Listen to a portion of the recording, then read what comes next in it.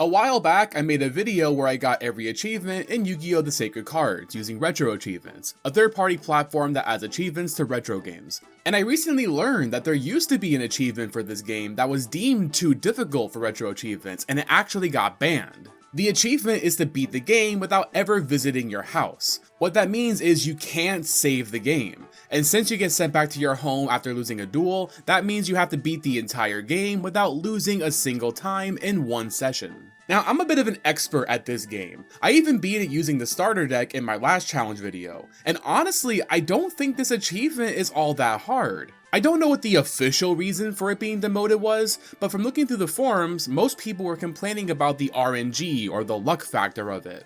But like, it's a card game. It's not any more luck dependent than any other Yu-Gi-Oh! Achievement. I just played Forbidden Memories, and that game has several achievements that are entirely dependent on getting a random card drop. Now, if people think it was just too hard, that's one thing. It definitely is harder than any of the other achievements, but I think it's a great challenge idea. So I'll be setting out to unofficially get this achievement in today's video. But since I think it's not that hard, I'll be adding some additional restrictions to make it more interesting. The rules for this challenge is I cannot save the game at any point, which meets the conditions for the banned achievement. But in addition, I can only duel each opponent one time. That means I can't farm easy opponents for deck capacity and money to buy cards. There will essentially be a cap to how much money and experience points I can earn. The only exception to this rule is Weevil, because you have to duel him 3 times to progress the game. I will also not be allowing the use of the password machine. So the only cards I'll have at my disposal are whatever I receive from drops or whatever randomly appears in the shop. So I can't just stack my deck with 3 copies of all the best cards unless we just happen to acquire them randomly. I won't be using any save states to undo mistakes or RNG manipulate. And finally, the most important rule of all, I have to keep a copy of Flame Viper in the deck, because he's our favorite little guy. But he obviously isn't going to be all that useful, so that's essentially just a brick in our deck. With all these extra restrictions in place, I think now this challenge is something worth being banned on Retro Achievements. If you're new to the channel, my name's Nostalgic Juice. I play classic retro games like this, focusing on achievement hunting, 100% completion, and challenges. So if you like this sort of thing, then make sure you subscribe because I'm uploading a video just like this every single week. With that said, let's begin the challenge. To start things off, we'll duel every NPC in the starting area. None of them are any kind of threat for the starting deck, and we want all the experience and money that we can get off them. Bones, Esparoba, and Rex are our first 3 big duels that we need to win to progress the game, and all 3 of them are easily defeatable with just the starting deck. We can even talk to Esparoba after defeating him, and he'll tell us his sob story about how he and his brothers only have cards and nothing else. And if we disagree with him, he actually leaves and never comes back, and since we're not planning on rematching him, I have no problem telling him to go take a hike. After defeating everybody in the plaza, I decided to check out the shop and see what we're working with. Each time we win a duel, 50 cards get added to the shop randomly, with some cards having a lower chance to appear than others. And we were getting pretty lucky on this first attempt. I picked up another copy of Witch's Apprentice, which powers up my Dark Monsters by 500, including herself, and she also gets powered up by the Yami Field spell that most of the endgame duels will be using. So she's not a bad card to have. The best cards we're looking out for are the battle traps, and we picked up 2 of them already. If we were doing this achievement for real, we would just be running 3 of every battle trap and locking our opponents out of winning. But getting 2 of them this early is pretty nice. I even picked up an Ikaban, which is one of the lower tier battle traps that only works on monsters with 1000 attack points or less. Not as useful in the late game, but we're still in the early game, so I figured I'd grab it. It's important to note that traps are extremely cheap as far as deck capacity goes. If you don't know how that works, each card has a deck cost value, and all of the cards in our deck can't be higher than our total deck capacity. Good cards usually cost a lot more deck capacity to put in the deck, so this prevents you from just loading your deck with the best cards. But trap cards for some reason cost very little to put in the deck, despite them being so good. So not only does having them make the deck better, but it frees up deck capacity to use on better cards. We didn't just get good traps though, we also got Beckon to Darkness, a spell card that's pretty cheap and lets us remove an opponent's monster. Darkness Approaches lets us reuse card effects. And best of all, we picked up an Ancient Lamp, a card that lets us summon La Jin for free, which is not only a big body on the field that we can attack with, but later in the game, once we get the god cards, monsters that can duplicate or summon other monsters become very good. Our deck was starting to look pretty good. We managed to take out Arcana, then head to the park and defeat everybody there super easy. And of course, Flame Viper got his chance to shine against Weevil. We took out Strings and everybody else on the bridge, and then back at the card shop we got Trap Master, a great monster that can set acid trap holes to the field. And remember, we have Darkness Approaches, so we can recycle this effect. And I got a copy of Torrential Tribute, the best battle trap in the game, because it destroys all monsters when an opponent attacks. This deck was looking pretty amazing, to be honest, but I think that actually ended up backfiring on us, because I was getting comfortable, a little too comfortable, so I headed to the aquarium and challenged the first NPC. The duel starts and I set Acid Trap Hole and summon Fairy Witch. He summons a monster and tries to attack, but gets hit by the Acid Trap Hole. The aquarium NPCs summon monsters in the 1000 attack point range thanks to their field spell, but I planned to use Witch's Apprentice to boost both monsters, and I thought that would be enough. He summons a Dover and takes out Witch's Apprentice, and I return fire with Fairy Witch and attack directly with this weaker monster. And then he destroys that monster on his next turn. I drew Darkness Approaches, which would have secured the win if I still had Witch's Apprentice, but I was pretty confident that my boosted Fairy Witch would be enough at 1300 attack points. But like I said, I just got too comfortable. Every duel so far has been easy, and we were just casually dueling this guy while ordering some Domino's pizza and chatting on stream. But little did I know, I was about to lose to this random NPC. Also, yikes, look at that, 1300, took out my strong monster that was buffed. Thank God we have a Bolt Escargot. Yo, we got a little bit lucky with this first duel. We are not prepared for the aquarium. We got extreme, oh my God, and he takes it out. Oh brother, we're cooked. No, not like this, we're so cooked. We're so cooked. Oh, thank God, Trap Master, he might help. Okay, hang on. I need to like be careful about this. I need to be like very particular with how I do this. Because these guys both have 1170, so they're gonna kill Trap Master. So I think I need to hold on to Trap Master until I get something else that can like keep him alive. Because I can recycle his effect with Darkness Approaches, but only like I can't do it twice in one turn. Okay, 1170. Okay. Aqua Snake. I need this Aqua Snake to die. No, because they'll crash, though. That's the thing. They'll just crash into them. Yeah, we really need Torrential Tribute is what we need, definitely. Torrential Tribute would be huge right now. I don't think I can survive another wave of attacks. So I think I have to use Trap Master now. I don't think I can survive another wave. We have like one more turn here. I really need Torrential Tribute is what I need. Oh, brother. Not like this. Not like this. The only way I survive this, he tributes all three for a god card, which he doesn't have. No, we're cooked. Ah, the aquarium got us. Random dude outside the aquarium is what killed the run. Amazing.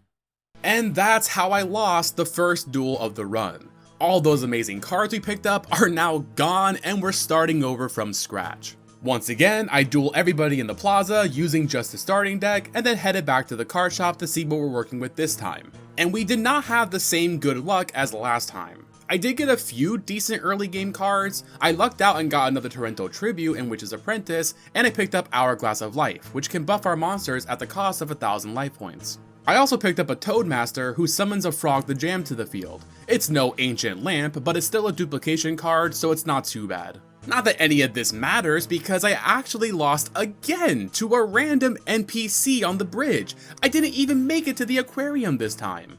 Barely squeezing through this. I'm thinking we're gonna have to go back to the card shop. We're gonna have to buy some more cards, because what is this? Okay, that has 900, as does mine.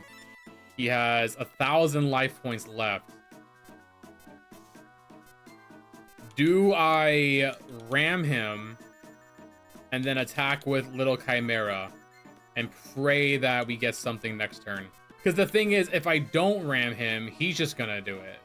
So I kind of have to. I don't really have the choice here, because they'll ram into each other and die, and then he'll attack with whatever he summons. No, my best play here is to ram, both die. I get my small attack here, and we only need to deal 400 more damage. Hopefully whatever he summons gets hit by House of Adhesive, but it might not be likely. 850. Okay, we got a couple 900 attack point monsters. He's not one of them, but we do have a few. Oh, don't tell me this random guy on the bridge is gonna be our next, like, oh my god, no way. Oh, brother. Not like this. Oh my god, no! Not like this! Not random man on a bridge, please! Please don't say we lose to random guy on a bridge! Oh my god, we have to draw something good here. We have to draw a top deck. Oh my god, we got one. Wait, does he have anything with 950? He has a 900 one though. He's gonna ram! Wait a minute, is that, what's the math? 6, 7, 8, 8, 7, 8, 9.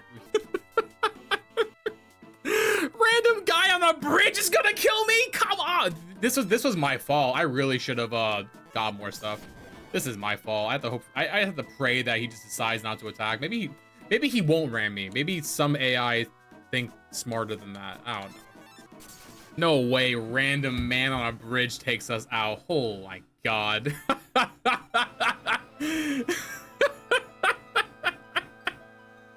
At least my Domino's is 5 minutes away. I get to eat soon. And thus, Explodia 3 was born. And this would be the successful run where we actually complete this challenge.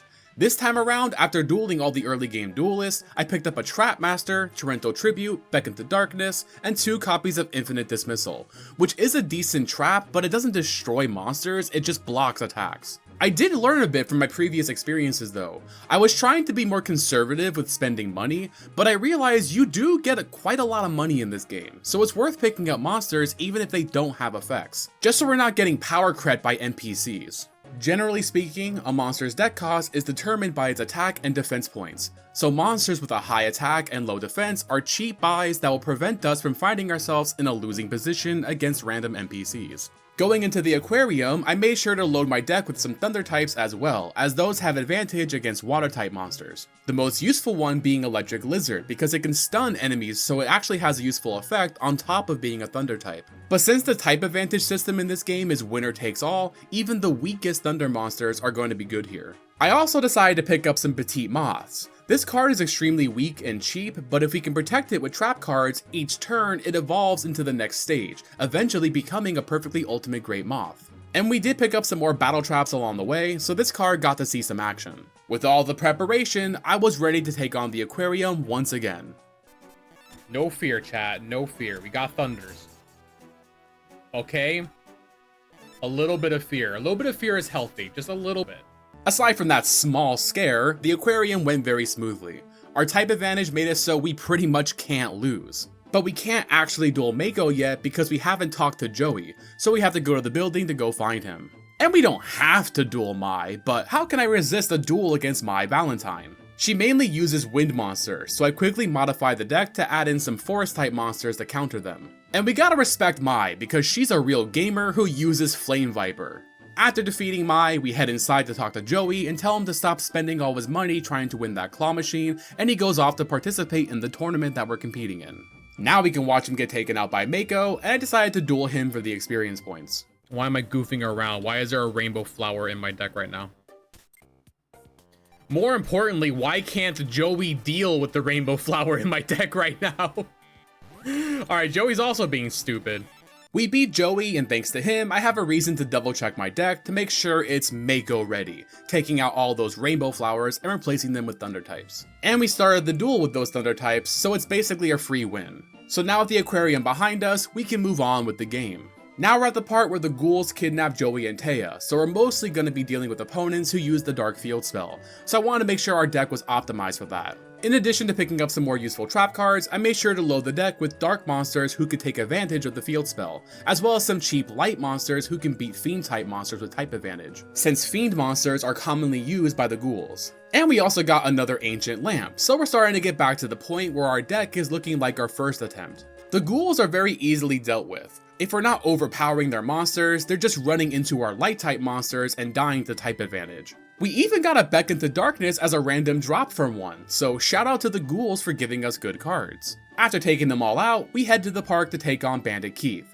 Keith is stronger than the other ghouls, but he's really no threat at this point. Our deck is looking pretty solid, and our traps just kept taking out his monsters, so we're able to get the win pretty easy. Next we have the duel Roland, who doesn't use a field spell and has a nice variety of monster types, so we're not really going to beat him off type advantage. But I know he doesn't run any light type monsters, so I was able to tribute summon my Morphine, and I know he doesn't have type advantage against it. His biggest threat is the 5-headed dragon, but as long as we don't let him tribute 3 monsters, we can beat him easily. Next we have to save Mokuba from Loomis and Umbra, and we get to choose which one we duel. We go with Loomis because his deck is filled mostly with Fiend type monsters, and we have plenty of light type monsters to deal with them. He does have a few non-Fiend monsters, but our opening hand included a Beckon to Darkness, so if he does happen to summon one of those, we have the out. Not that I think it was necessary to worry about all that, but we're playing it safe this late into the run. With Mokuba safe, we head to the pier to save Joey and Taya. First we have to rematch against Keith, and we already beat him once, and he was no match for our buffed up giant germ. So we beat him and move on to Joey. Yugi lost the duel against Joey, so now he has to replay the entire game, and it's our turn to duel Joey. And he's pretty easy. He doesn't utilize the Dark Field spell at all, so we easily overwhelm him and get the win. Ishizu and Kaiba are our next 2 opponents, and we don't get a break between them, so the challenge here is to build a deck that can reliably beat both of them. Ishizu uses mostly light type monsters, and we have plenty of shadow type monsters in the deck, so Kaiba is definitely the biggest threat. But it's hard to build a deck that counters Kaiba because he uses a variety of different types of monsters. But I was still feeling pretty good. Now that we're in the late game, our deck is shaping up really well, and I was confident I could beat them both. So with no fear, I jumped in to take them both on, starting with Ishizu. Oh, yikes. I don't like all the trap cards at once. Okay, we got a card. I don't think she runs a lot of, like, traps. I know she runs the Amazoness archers, but we can't really... We don't have back row removal, so we have to run into it if she has it. Yeah. All it does is power it down. It doesn't even, like, kill it, so that's fine.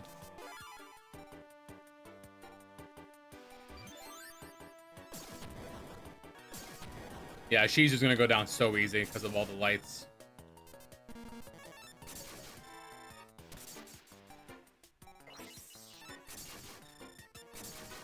All right, Kaiba's up next. Kaiba might be more of a problem. All right, we got a good opening here. I'm liking our position here. I'm liking it good. We got a Fiend type. I don't have any of our lights, but we do have a Revival Gem, which is strong enough. We're gonna have to wait a turn though, which is the problem. See, I'm afraid that he sacrifices it, but we have a acid trap hole, so if he does sacrifice that for one of his good monsters, we're okay. Which he did, and it does. Perfect. He does run Widespread Ruin, so I don't want to just sacrifice these for my last warrior, because if it gets widespreaded, that's like we're cooked. So we are gonna keep our monsters on the field. Also, it's more damage just to have them all on the field anyway.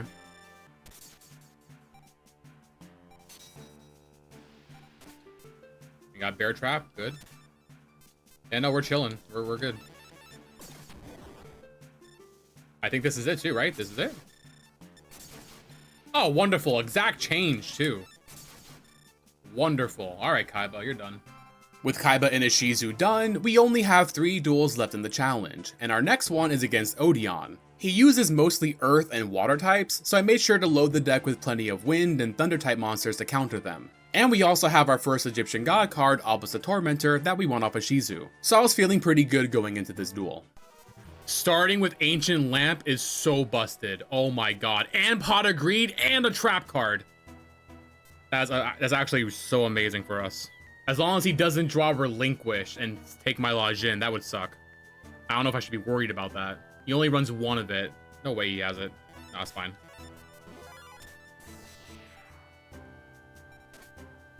And we got a Beckon to Darkness. Okay. Alright. I like that starting hand. Alright. He goes into defense mode. I'm gonna assume that has to be one of his earth types if he didn't attack it, because this only has 900. So if he had a water type that could destroy, if he had any water type, he would have attacked into this. So that has to be one of his earth types, which means we can just kill it with type advantage. Yep. Oh, I'm so smart. I know. Do I know this game or what? Oh my god. I think that does it. I think that's literally game. I think we got it right there.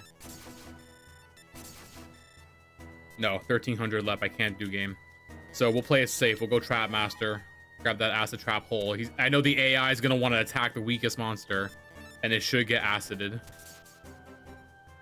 And there we go. Now we got it. Odion is done, party. Let's go. Now we have to take on Yugi, and honestly, this was a bit of a relief because Yugi's deck is just awful. Absolutely no cohesion, he just runs all the nostalgic anime cards. Half his deck is high-level monsters that need to be tribute summoned, and then he runs a bunch of ritual spells that require specific monsters on the field to tribute. He's just your typical playground Yu-Gi-Oh player, so I wasn't too worried. Okay, not the worst starting hand. He throws something in defense mode. Very good chance that's just a crappy-ass monster. Let's go ahead and kill it. I don't want to... damn it. I don't want to leave him with stuff on the field because he can tribute very easily. That's fine. We're going to hope that he tributes it, and then we can acid trap hole whatever he summons. Meteor Dragon, gone. Good. That was a good play for us. And we got Torrential. That's big. I'm going to go ahead and Codemaster just to get some more bodies on the field for tributes. Maybe we draw into Obelisk next turn. We love Flame Viper. We don't want to draw him, though, because he's useless to us. Okay, got Torrential. That might be it right there, honestly. We got a Petite Moth. No, we don't. Not this turn, but we're in a really good spot. He's got a Komori Dragon. All right, what is that? Let's see. Oh, speak of the devil, Flame Viper. No, we don't want you. 1500. No, we're good. We can talk over that. As a matter of fact, hang on. Hey, yo, Flame Viper, get in there, buddy. We beat him with Flame Viper. Let's go. Get in there, little buddy. Who said you're useless? And with Yugi defeated, we have just one duel left against Marik. And this is the scary one because Marik has a very busted deck and can make some absolutely ridiculous plays. He even has back row removal in the form of 2 copies of Harpy's Feather Duster, so we have to be careful with how we play our trap cards. But he also runs mostly Dark and Fiend type monsters, so at least we can get some type advantage in the deck. We already have light monsters to deal with Fiends, but we need Dream type monsters to beat Darks. So I headed back to the card shop to pick up a few of those. And this is what our final deck looked like going into the duel against Marik. A good blend of light and dream type monsters for type advantage, some shadow monsters to take advantage of the field spell, Witch's Apprentice and Hourglass of Life for attack buffing, Toadmaster, Ancient Lamp, and Revival Jam for duplication, and a spread of battle traps to keep everybody alive. Not the most optimal deck, but not bad considering there is no pass-through machines allowed. We're as ready as we'll ever be, so let's jump into the final duel. All right, we're starting strong with 4 back row. 4 back row and a face down. Which means he only has 1 monster. Okay, hang on. He has an empty hand right now. He could also have Harpy's Feather Duster, though. So I'm like, I don't want to like throw everything I have. No, he only has 1 card in his hand. We should do Trap Master. Because there's a good chance he doesn't summon a second monster. Yeah, Trap Master.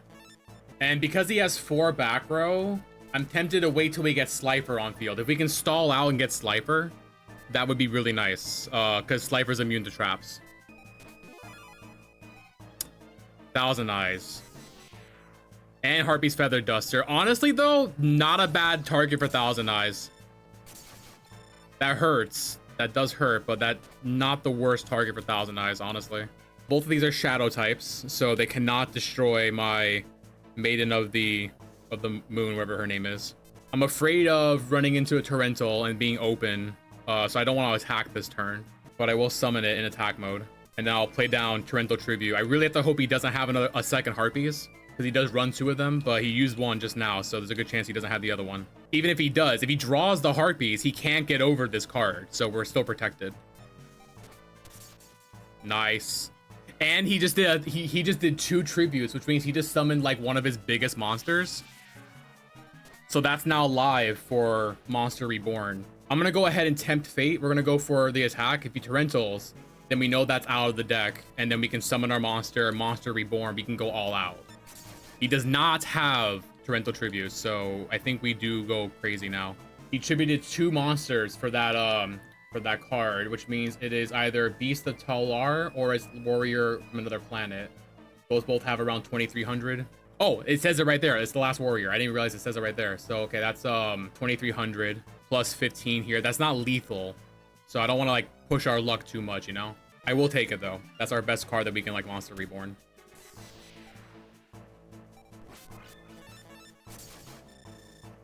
And rather than summoning this and potentially getting like Raigeki or something, we will Unhappy Maiden in defense. Hope he attacks it and then whatever it is dies. I think we got this. I'm pretty confident. Nothing. He has nothing. He's the most cooked man alive. I mean, it'd be thematic to end with Slifer, right? You're so done. We did it, y'all. We did it. We beat the game. Let's go. And with that win, we have officially completed the challenge. We beat the game in one session, no saving, no losing, no passwords, no farming duels, and without taking out Flame Viper. This was a very fun challenge, and I was surprised it only took us 3 tries. As I say in every Sacred Cards video I make, this game is never beating the "it's too easy" allegations. But I do think this challenge was pretty tough, all things considered. Unfortunately, since the achievement was banned, it won't be on my Retro Achievements profile, but at least you guys were here to experience it. And I also want to know, what do you guys think? Should this achievement stay banned, or do you think it should have been allowed to stay?